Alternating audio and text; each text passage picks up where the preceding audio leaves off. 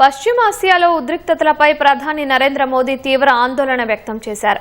గురువారం రాత్రి ఇరాన్ అధ్యక్షుడు మసూద్ పెజెష్కియాన్తో మోదీ ఫోన్లో మాట్లాడారు.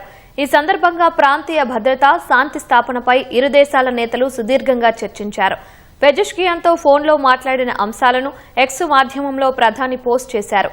పశ్చిమాసియాలో పెరుగుతున్న ఉద్రిక్తతలు, పౌరుల మరణాలు, మౌలిక సదుపాయాల విధ్వంసంపై ప్రధాని మోదీ విచారం వ్యక్తం చేశారు. మధ్యప్రాచ్యంలో భారతీయ పౌరుల భద్రత, క్షేమమే తమ ప్రథమ ప్రాధాన్యత అని ప్రధాని స్పష్టం చేశారు.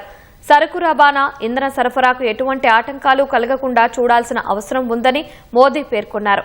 ముఖ్యంగా హోర్ముజ్ జలసంధి వంటి కీలక మార్గాల ద్వారా రవాణా నిరంతరాయంగా సాగాలని కోరారు. హింసకు స్వస్తి పలికి చర్చలు, దౌత్య మార్గాల ద్వారానే సంక్షోభాన్ని పరిష్కరించుకోవాలని ప్రధాని హితవు పలికారు. పశ్చిమాసియా దేశాల్లో దాదాపు 1 కోటి మంది భారతీయులు నివసిస్తున్నారు.